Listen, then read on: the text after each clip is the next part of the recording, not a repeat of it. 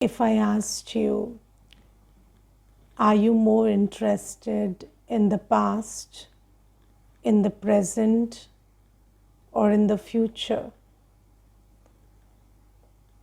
Then most people are very interested in the future. Yes, so everybody is worried about the future. Everybody wants the future to be great. Everybody wants the future to be good. But the thing is, when you come into action, what is your vision? Let's take the example of coming into behavior. Somebody is interacting with you. You are coming into interaction with somebody. And in that moment, just ask yourself, am I coming into interaction from the past, from the present, or from the future? So when somebody is talking to you, how do you reply? Based on your experience with that soul in the past? Or do you reply based on the present experience, whatever they are saying, talking? Or do you respond to them with a vision of how you want your relationship to be in the future? Yes, so this is very important because every second counts, every action counts. And if I'm always coming into interaction with people on the basis of my memories from the past with those people, then I will reinforce the past, or I will repeat the past. That same pattern will get perpetuated. If in the present somebody is not behaving their best, but do you want to just have that battle of you are wrong and I'm right and I'm correcting you? Or do you want this behavior to change in the future? And when you want to change that behavior in the future, change your response in the present based on how you would like your relationship to be in the future. So let's say somebody is talking rudely to you, but you want that relationship to be such that they talk sweetly to you. So even if they are not there right now, you come from that place, you talk sweetly. Then slowly you will be able to make them also talk sweetly. And this is something very important because you see that even with respect to, so sometimes Baba is always telling us that you are the creator. Yes, and if the creator is stuck in the past, then all our creation will also come from that place and those patterns will repeat. And let's say we are in the face of situations also. Let's say there is a situation outside, maybe a health situation, maybe a financial situation. Then what happens is that situation triggers whatever happened in the past.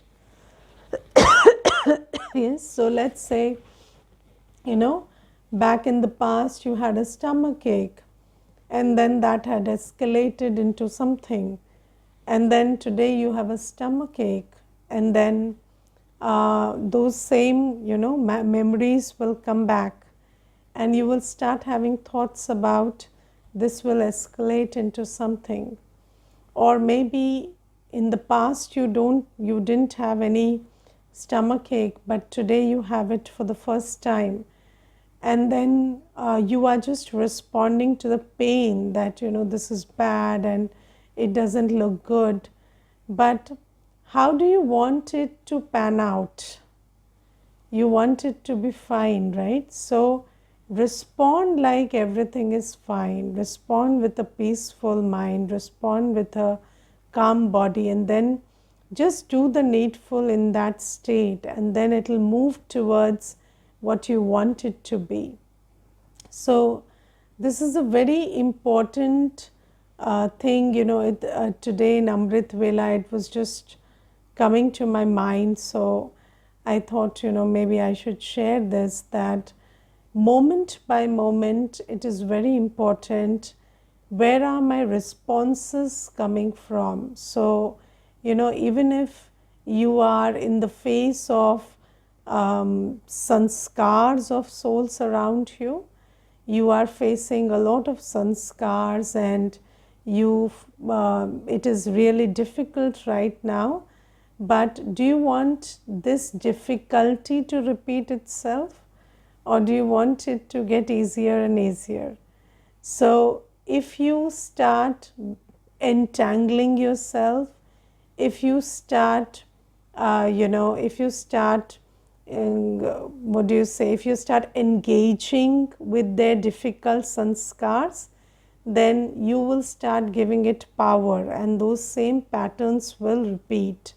So what you have to do is, even if there are difficult sanskars and you are not comfortable right now with the way somebody talks, or the way they address you, or the way they give reply to your questions, or the way they behave in and around you, what you have to do is, you don't have to focus your attention on the now. You have to focus your attention on how you want them to be in the future, and you have to talk to them from that perspective. So you have to talk to them like they are very well behaved right now. And only when you give them that regard, when you talk to them like that, they will also start becoming very wary of their elevated self, their respectable self, and they will also start responding from that place. Have you seen that if there is a person who looks at you differently, so they don't know your shortcomings, they don't know your weaknesses, and they only know some of your virtues. And have you seen that when you go before them, you also start behaving according to what they know about you? So have you seen that? And this is something that we must remember, that if we also make the other person feel that I'm only seeing the good in you, and for me, you are a very honorable, respectable person, then they will also start slowly, gradually behaving like that around you. So this is something that I wanted to talk about. And then Baba says about changing your attitude, having spiritual love for your worldly relatives. So Baba is talking about having spiritual love for your worldly relatives. So what is the kind of love we have for worldly relatives? So the love that we have for worldly relatives is attachment, right? And when there is one vice, attachment is a vice. I think you know that by now, or you're still confused about whether attachment is a vice. So attachment is definitely a vice. And when there is one vice, then that vice attracts many other vices with it. So this is the law. So you see that when you fall into the trap of one vice, it will attract many other vices. Let me give you a very simple example. So, there's this one Mata, she comes to the center and she's been in Gyan for 7, 8 years now. And, once I saw her talk to her house help, and her house help had called and she said that I'm not coming today. And then she started shouting and she started saying that you have not come for the last 2 days, and today also you're not coming, and this is not done. And she started really talking badly to her.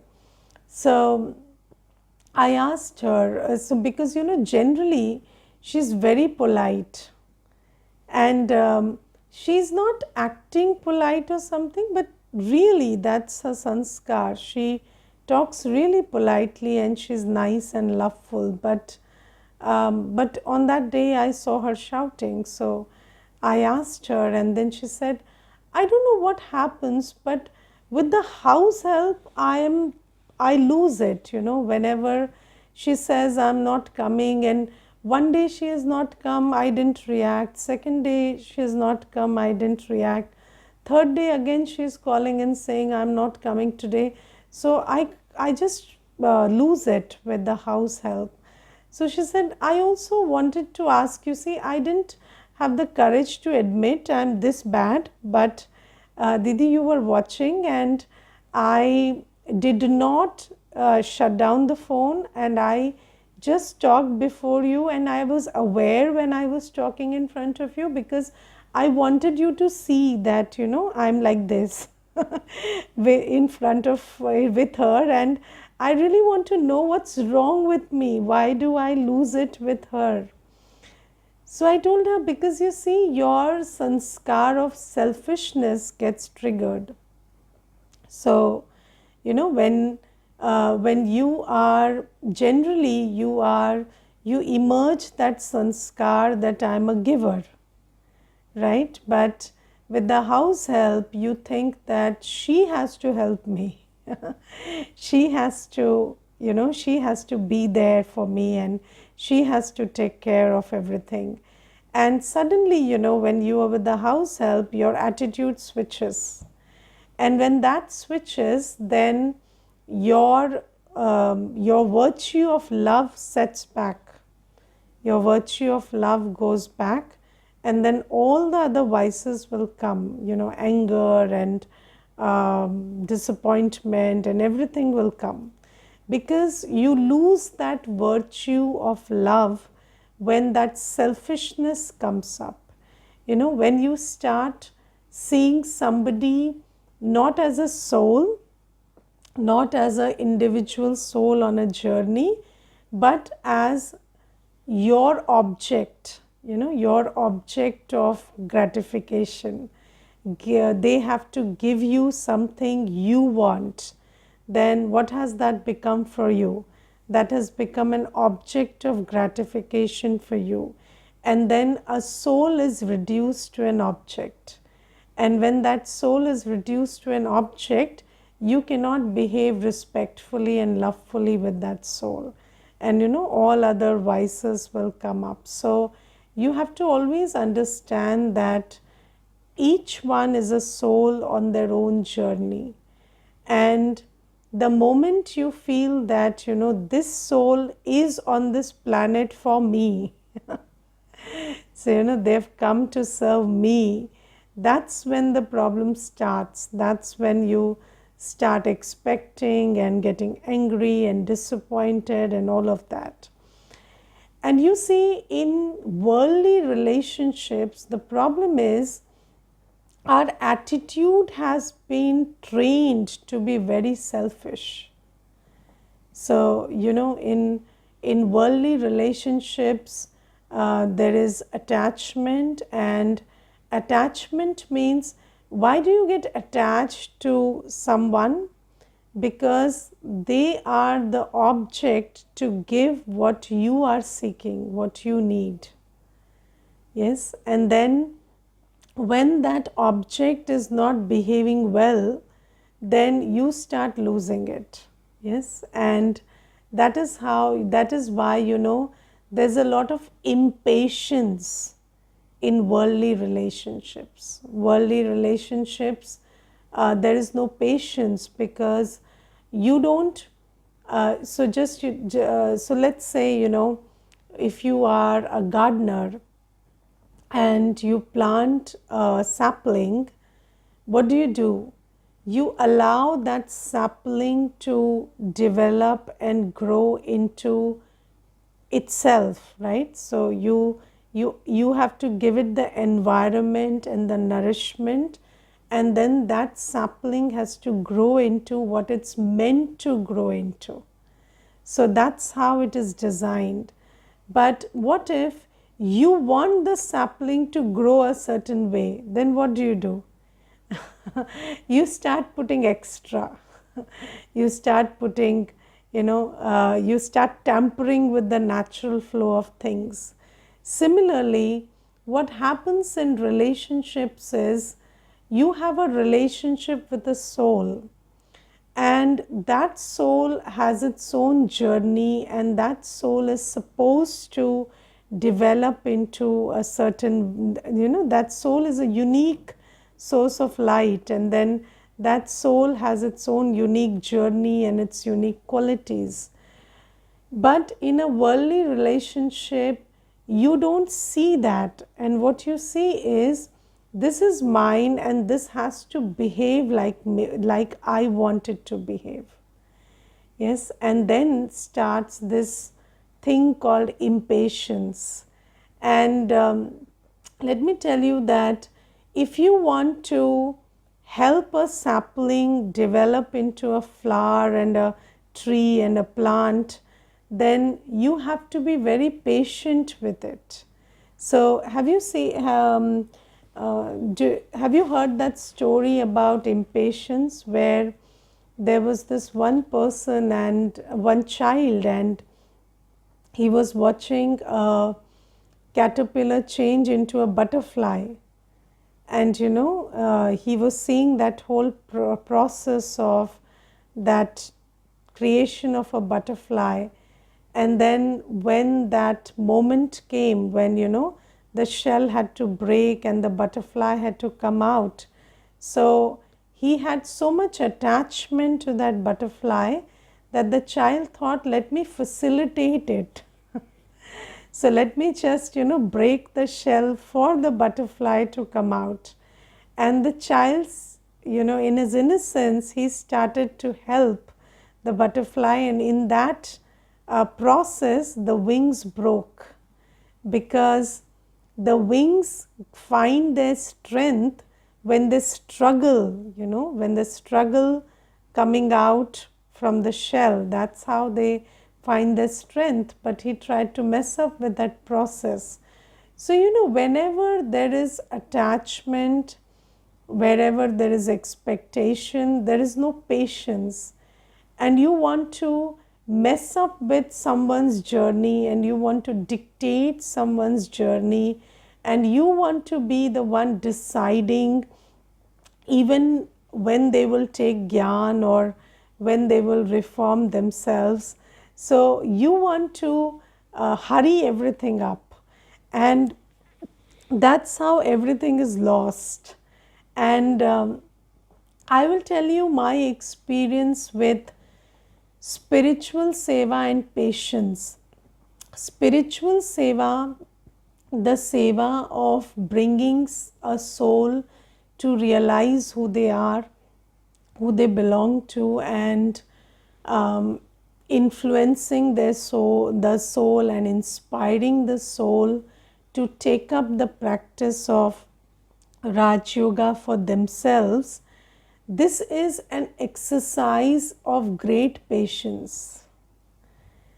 And if you are in a hurry, then you will mess up everything. And this is my experience in spirituality. So you have to just give and wait, give and wait.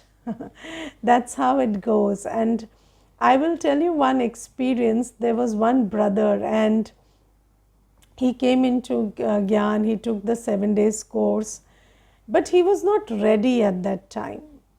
So he started not coming, he stopped coming first, and then he blocked the number, and then he just avoided all contact.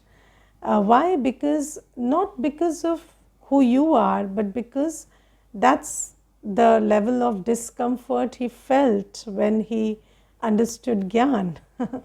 And Gyan can make you very uncomfortable because it is the nature of truth to make you very uncomfortable. So, when he did that, we didn't close our doors. So, we kept sending messages in some way or the other. Like, even if once a week or once in 10 days, we kept sending messages through WhatsApp or through some number or through email or through messages. So we kept sending it. And then, that brother, he contacted after maybe 3 years. He contacted again and he unblocked and he did everything. And he told, Didi, when I came to the center, at that time, I was not prepared. I was not ready for this big thing that, that just came and fell on me. That, this is, I'm a soul and death and life and no attachment and this and that.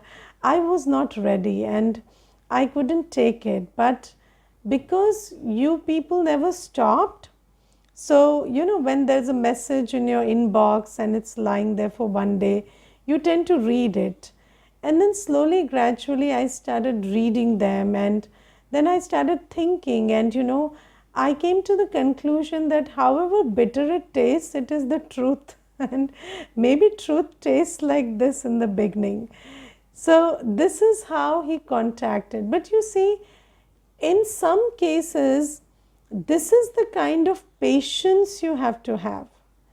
And how can you be so patient when you are absolutely detached, when you have no expectations? So you see, there is absolutely no expectation on our part that this soul should or shouldn't. So, we are not going into that. This soul should come back, or this soul shouldn't come back, or this soul won't come back. No, there's no thought. There's just this one act of continuously doing what we are supposed to do. And this can happen when you are absolutely detached and free from expectations. And what happens when the opposite is there? There is attachment and there is expectation. Then what do? Even when you want to serve a soul, serve somebody who is in the capacity or the role of a spouse or children or parents, then what do? You're very forceful and you have expectations, and then you also start expressing your disappointment when they are not responding to your messages or the gyan that you're giving. And then you also start creating these thoughts that maybe it's not their part. And I've heard many many Brahmins say, doesn't look like my husband's part is there in Sangam Yuga. So I said, you have already pronounced he doesn't have a part. How can he even have a part in Sangam Yuga? So this is how hurried we are. But spiritual seva is not done like that. Spiritual seva needs a lot of patience. And this is why Baba says that if you want to serve everyone around you and you see that it is your duty, just like when you have worldly relatives, you feel it's your duty to physically serve them. So even if somebody comes at home, comes at your place at 1 in the night, what do? You get up and cook something and feed them. Why? Because you know that when somebody is a blood relative, a worldly relative, it's your duty to serve them physically. That has been drilled into you by the society. But now Baba says that what is your actual duty? To serve them spiritually. And serving someone spiritually is the opposite, the complete opposite of serving somebody physically. So when you serve somebody physically, you need attachment, you need that, you need that sense of to serve somebody physically. What are the thoughts you create? I have to, I have to, I have to. This has to be done, this can't be. But to serve somebody spiritually, you have to be equally light, no have to. It's just, it has to flow freely. And by just being you and giving the spiritual nourishment in the right doses, being detached and loving all the time, having patience, hope and faith, looking at them as a worthy soul, having this hope that yes, this is a deity soul, constantly, constantly, constantly, until when? Never you ask until when. So, maybe a soul has a big part of bhakti left. So, just keep nurturing them, and they will find that, they will arrive at a time when it is time for them to recognize themselves and recognize Baba, and then they will start doing that. But you need to have a lot of patience. Now, I want to, as a disclaimer, also tell you about the opposite side of this. Sometimes attachment, which has a lot of patience. So, sometimes, you think that you are having a lot of patience and you think that it is a spiritual quality, but it is not a spiritual quality. It is the opposite of a spiritual quality. And I will give you one example. And there is this couple, this husband and wife, they had come, and the wife said that my son is getting spoilt day by day. And the husband kept saying that, oh, he will come around, he'll be fine, he will get better, he will be okay. So the wife said, he will be okay, but only when you stop financing his misdeeds. If you keep financing his misdeeds, then how can he be okay? So I said, what are the misdeeds he finances? So she said, everything from extravagant lifestyle to drugs to everything is financing, Didi. And every time I say, he will just say, no, he'll be fine, he'll come around, he'll come around. But he's not coming around, he is just going to hell. So you see that sometimes, you may appear very patient, but what is the underlying current? The underlying current is you are not serving them spiritually. You are supporting them in misdeeds, and then you appear to be like in your words that they will come around and they will be fine and one day they will recognize Baba. So Baba says that this is not what Baba is talking about. And if you are in your life, if you are misusing your body, mind and wealth, or you're wasting your time, thought and energy, and in a relationship also, if you're encouraging that, then that is the complete opposite of a spiritual palna or a spiritual nourishment. And this is why this has to be understood very well, because sometimes in our experience we have seen that although on the surface of it, it appears like this person is very hopeful and they have faith and they are being very patient, but actually they are the reason why that soul is creating pap karma. So one thing is having hope and faith. Second thing is not participating in any pap karma, not financing and funding and supporting and encouraging the pap karma done by another soul. Because sometimes we are so, it's said half knowledge is dangerous, and this is the half knowledge that is very dangerous. Sometimes we don't see that, we are not being patient because of spirituality.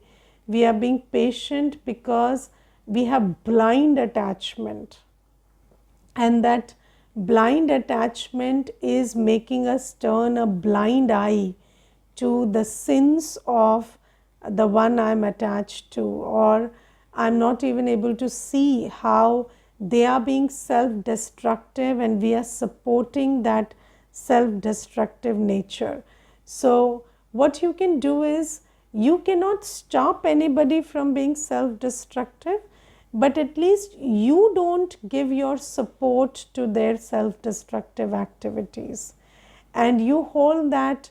And first is withdraw your support, even if it, and when you withdraw your support from somebody creating sin out of your body, mind and wealth, when you withdraw that support, then you have to deal with your own sanskars of fear and attachment and so many things. And there was this one Mata, and she used to tell me that whenever I tell my son I won't give you extra money, he tells me I'll kill myself in front of you. And she says then I get scared and I give him money.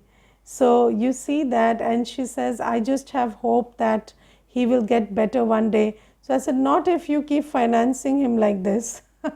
How will he get better one day? So all of a sudden, out of the blue, how will that happen?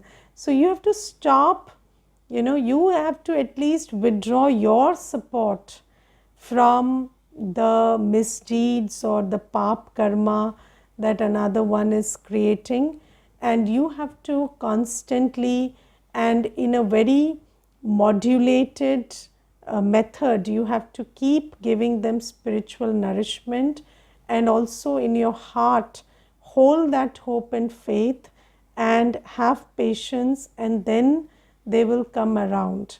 But if you are the one in the name of patience being a support to the pap karma they're doing, so I doubt they'll ever come around. So this is having spiritual love for worldly relatives. Okay, Om Shanti.